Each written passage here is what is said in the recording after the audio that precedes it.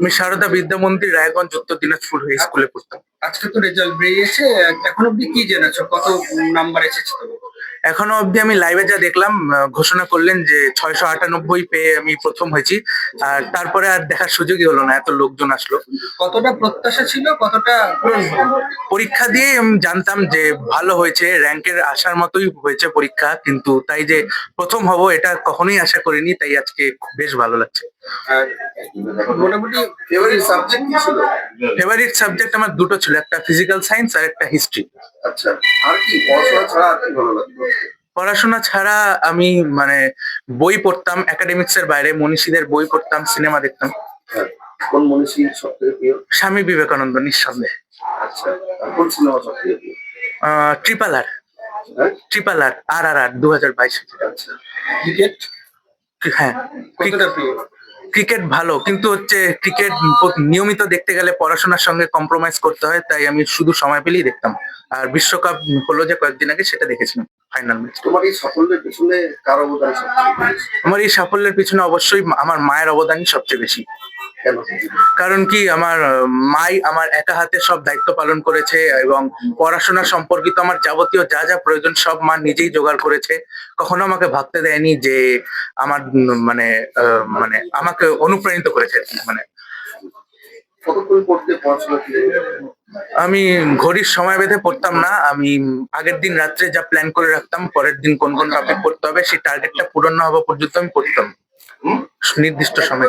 একেবারে রাজ্যে প্রথম, এই অনুভূতিটা কেমন? এই অনুভূতিটা সত্যি আশ্চর্যজনক, একটা শিহরণ অনুভূত হচ্ছে। মানে কখনোই আশা করিনি যে এত ভালো রেজাল্ট হতে পারে। স্কুলের ভূমিকা কেমন?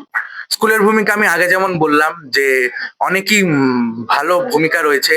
স্কুল থেকে যে সমস্ত পদক্ষেপ গ্রহণ করা হয়েছিল তা আমাদের সকলকেই অনেক লাভবান করেছে এই ক্ষেত্রে। আগামী দিনে বড় হয়ে কি হতে চাও? বড় হয়ে আমি একজন সফটওয়্যার ইঞ্জিনিয়ার হতে চাইছি আপাতত, এবং সেই নিয়েই পড়াশোনা শুরু করেছি। খাওয়া দাওয়া কি পছন্দ তোমার? খাওয়া দাওয়া মানুষ যা খায় আমি আর কি বলবো। একটা তো বিশেষ ফেভারিট ডিশ বিরিয়ানি। আগামী দিনে যারা পরীক্ষা দেবে তাদেরকে কি বলবে? আগামী দিনে যারা পরীক্ষা দেবে তাদের উদ্দেশ্যে আমি একটাই কথা বলতে চাই যে প্রতিদিন পড়ো, ধারাবাহিকভাবে পড়ো, ডিসিপ্লিনটা নষ্ট হলে মেকআপ করা খুব মুশকিল। আমি বললাম যে সময় বেঁধে আমি পড়তাম না, আগের দিন যে টপিকটা স্থির করে রাখতাম সেটাই পরের দিন কমপ্লিট করার চেষ্টা করতাম। এবং হ্যাঁ, যদি একটু আগেই হয়ে যেত তাহলে আমি নেক্সট দিনের টপিকটা ওই দিন শুরু করে দিতাম। তোমার হচ্ছে প্রাইভেট কটা ছিল? আমার 9 জন গৃহশিক্ষক ছিলেন, তাদের কাছে আমি পড়তাম।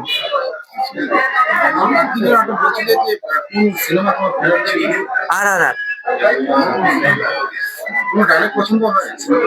না, আমি সিনেমাকে এমনি সিনেমা হিসেবে দেখি, কোনো হিরোকে আইডলাইজ করি না। আপনার তো আমার পছন্দের মতো ভাষা জানা নেই এখন। ছেলে তো বলছে বারবার করে যে মায়ের সাহায্য ছাড়া আসলে ওর তো গার্জিয়ান বলতে আমি একা, ওর তো বাবা নেই, এবার সব দায়িত্বটা আমাকেই সামলাতে হয়েছে। এবার সেই জন্যই ও বলেছে হয়তো সেই কথাটা, কিন্তু পড়াশোনার ব্যাপারটা ও নিজেই, স্কুল তো আছে, স্কুল মানে প্রচুর ভাবে ওকে সাহায্য করেছে, আর টিউশন যারা পড়তো সেই টিচাররাও তো অনেক হেল্প করেছে, আর বাকিটা ওর নিজের কৃতিত্ব। ছেলে পড়াশোনায় ভালো আপনি তো জানতেন, হ্যাঁ, ও ছোট থেকে আশা পূরণ হবে সেটা কি ভেবেছিলেন? না, 10-এর মধ্যে থাকবে সেটাও ভেবেছিলাম, মানে ও পরীক্ষা না। সম্ভাবনা কবে থেকে তৈরি হলো? বলছি যে হলো ও পড়াশোনায় ছোট থেকেই ভালো, কিন্তু স্কুলের পরীক্ষাতেও কোনোবার ফার্স্ট হয়নি, কিন্তু এইবার মাধ্যমিক যে টেস্ট পরীক্ষা হলো স্কুলে, সেই পরীক্ষাতেও প্রথম ফার্স্ট র্যাঙ্কটা করেছে। এবার তারপর তখন ওই সেটার পর থেকে ভেবেছিলাম যে 10-এর মধ্যে থাকবে হয়তো বা, কিন্তু ফার্স্ট হয়ে সেটা ভাবিনি। কতটা আপনি পড়াশোনার জন্য পাশে থাকতেন, একদম পড়াশোনার জন্য? না, 9 পর্যন্ত ওকে আমি পুরো গাইড করেছিলাম পড়াশোনার ব্যাপারটা, 10-এ আমি অতটা সময় দিতে পারিনি, মানে আমার বুঝতেই পারছেন একা সংসার, সমস্ত ঘরে বারে সামলাতে হয়, আমার নিজে একটা চাকরি আছে, আমার বিভিন্ন শিফটে, আমি নার্সিং স্টাফ রায়গঞ্জ মেডিকেল কলেজে। আমাদের 3 শিফটের ডিউটি, মানে প্রচুর চাপ আর কি। ওর বাবা 2020-তে, ও তখন 5-এ ফাইনাল পরীক্ষা চলে তখন। মানে এখন আগামী দিনে ছেলেকে কোথায় দেখতে চাইছেন, কি হোক আপনার? আমি আমার মতটা কখনোই চাপে দেবো না ওর উপরে, ও নিজে চাইছে এখন জয়েন্ট এন্ট্রান্স দেবে আর কি, ইঞ্জিনিয়ারিং লাইনে যাবে, ও নিজে বলেছে, সেইভাবে পড়াটা শুরু করেছে। আর ওর যা প্রয়োজন আমি সেটা এনে দেওয়ার চেষ্টা করি আর কি, মানে সেই পড়াশোনার ব্যাপারে কোনো কিছু ঘাটতি রাখার চেষ্টা করি না, মানে যা যা লাগবে বই বলেন এই বলেন সব দেই, বাকিটা ওর কৃতিত্ব। এই ও প্রথাগত পড়াশোনা শিক্ষার করছে। মধ্যে স্কুলের ভূমিকা কতটা?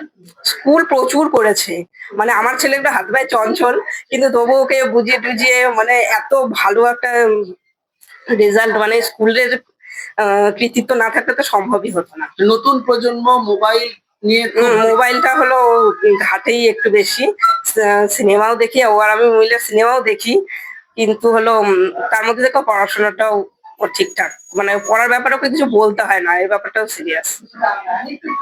কিন্তু মানে অনেক যে পড়াশোনা করে সেরকমও কিন্তু নয়। ডিসিপ্লিন। হ্যাঁ, না ডিসিপ্লিন মানে যে আজকে আমাকে 6 ঘন্টা পড়তেই হবে এরকম কিছু না। একটা রুটিন করে নেয় যে আমাকে এইটুকু আজকে আমাকে পড়তে হবে, সেটুকু কমপ্লিট করে, সেটা যতক্ষণই সময় লাগে।